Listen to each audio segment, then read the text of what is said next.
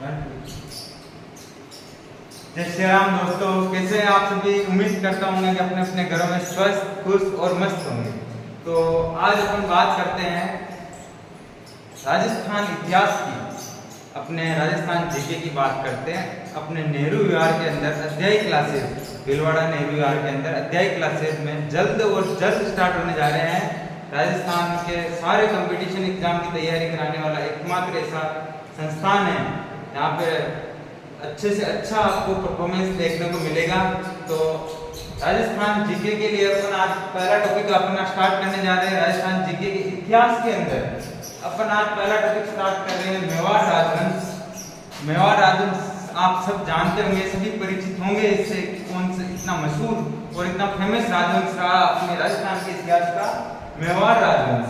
मेवाड़ राजवंश की स्थापना स्वयं भगवान श्री राम के वंशज बताते हैं अपने आप को। मेवाड़ के सभी शासक जो इनके पुत्र लव के इनको अपने आप का वंशज बताते हैं। इनका भगवान श्री राम के पुत्र लव का वंशज बताते हैं, ये सभी मेवाड़ के राजा इनको। तो इसी क्रम में आज हम देखेंगे मेवाड़ राजवंश के अंदर 566 ईस्वी में गुहिलादित्य द्वारा गुहिल वंश की स्थापना की गई। 566 ईस्वी में गुहिलादित्य द्वारा मेवाड़ में गुहिल वंश की स्थापना की गई। ठीक है, इसी क्रम में अपन देखते हैं काल भोज बप्पा रावल, जिनसे आप सभी परिचित होंगे, उनके बारे में सभी ने सुना होगा। तो आज हम उनके बारे में पढ़ेंगे। इनका जन्म ईडर गुजरात के अंदर 713 ईस्वी में, ईडर गुजरात के अंदर 713 ईस्वी में हुआ। इनके दो पुत्र थे और इनके पिता का नाम था अपने महेंद्रदित्य। इनके पिता का नाम था महेंद्रदित्य। इनके शासनकाल की बात करते हैं तो 734 ईस्वी से 752 ईस्वी तक इन्होंने शासनकाल किया और जन्म हुआ 713 ईस्वी के अंदर। जो अपने काल भोज यानी बप्पा रावल का जन्म 713 ईस्वी के अंदर हुआ। इसी क्रम में अपन आगे देखते हैं। सर्वप्रथम गुहिलादित्य द्वारा गुहिल वंश की स्थापना होगी मेवाड़ में। उसके बाद मेवाड़ में सर्वप्रथम मौर्य ने शासन किया था। सर्वप्रथम उससे पहले मौर्य ने शासन किया। तो मौर्य ने शासन किया तो उस टाइम सर्वप्रथम चित्रांगद मौर्य जिन्होंने चित्तौड़ के दुर्ग का निर्माण करवाया। मेसा के पठार पर चित्तौड़गढ़ दुर्ग पहला लिविंग फोर्ट, राजस्थान का सबसे बड़ा लिविंग फोर्ट चित्तौड़गढ़ दुर्ग को कहा जाता है, जिसका निर्माण चित्रांगद मौर्य ने करवाया। और ये कहाँ स्थित है?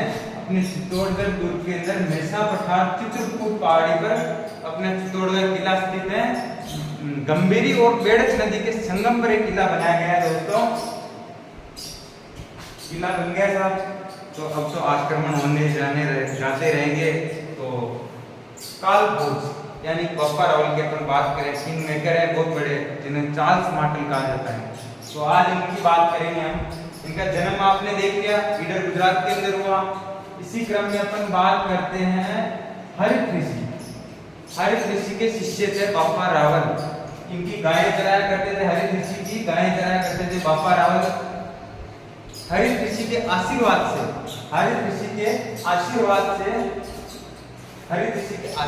से चित्तौड़गढ़ दुर्ग पर इन्होंने आक्रमण किया और उस पर मान मौर्य को पराजित करके चित्तौड़गढ़ दुर्ग पर अपना अधिकार कर लिया।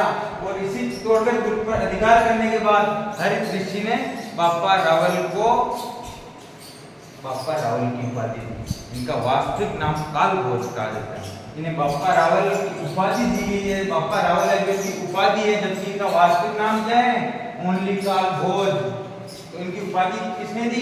हरित ऋषि ने, इनके गुरु जी ने इनको उपाधि दी बप्पा रावल की। तब इसे इनको अपन बप्पा रावल के नाम से जाना जाता है। तो चित्तौड़गढ़ दुर्ग के निर्माण के बाद निर्माण हो गया, शासनकाल अपने बप्पा रावल के अंदर आ गया सारा। उसके बाद बप्पा रावल ने कैलाशपुरी उदयपुर में भगवान श्री एकलिंगनाथ जी के मंदिर का निर्माण करवाया। कैलाशपुरी उदयपुर के अंदर, जिन्हें कहा जाता है क्या? मेवाड़ का वास्तविक राजा कहा जाता है भगवान श्री एकलिंगनाथ जी को, जिनका मंदिर है कैलाशपुरी उदयपुर के अंदर। इसी मंदिर के पास हरित ऋषि का आश्रम भी स्थित है। इसी मंदिर के पास हरित ऋषि का आश्रम भी स्थित है। हरित ऋषि का आश्रम इसी मंदिर के पास स्थित है और इसी मंदिर के पास में आदि वराह मंदिर भी स्थित है। ठीक है, मेवाड़ का वास्तविक राजा यानी श्री एकलिंगनाथ जी, इनका मंदिर होता है। उस मंदिर के अंदर मेवाड़ का वास्तविक राजा कभी तलवार लेके नहीं जाता है और जो मेवाड़ के सभी जो राजा होते हैं वो अपने आप को इनका दीवान बताते हैं।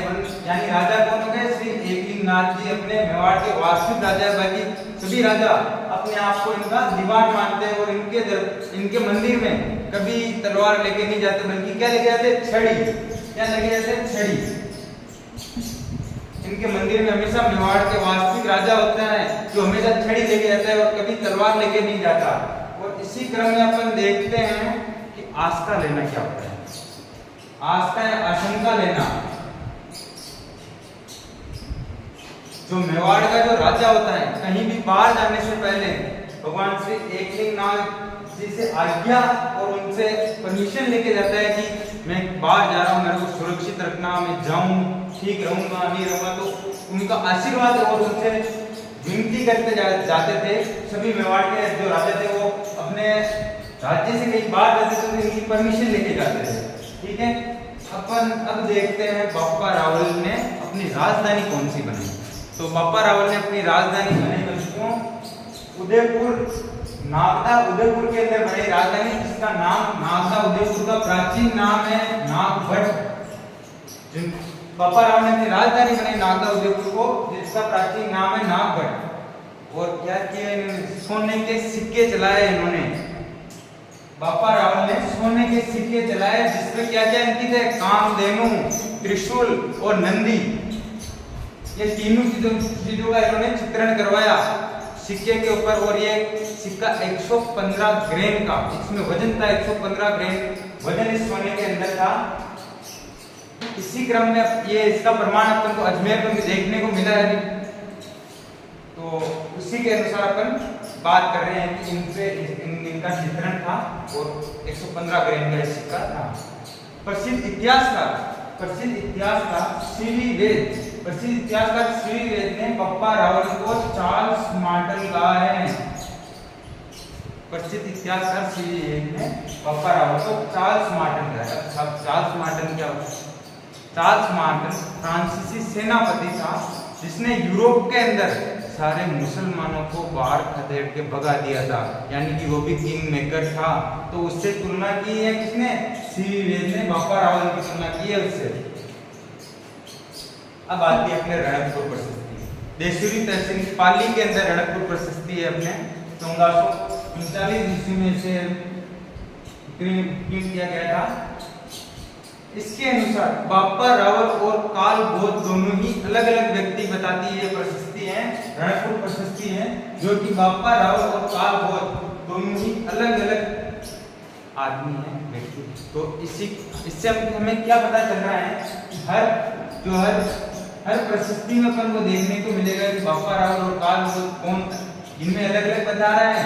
तो बापा रावल जो उनका प्राचीन अधिकतर ग्रंथों में अपन पढ़ते हैं राजस्थान जीके के अंदर, तो अपन बापा रावल को हरित ऋषि का शिष्य ही समझते हैं और उनका जन्म इधर गुजरात के अंदर ही बताया गया है, लेकिन ये प्रशस्ति अपन को अलग बताती है। इसी क्रम में और अपन आगे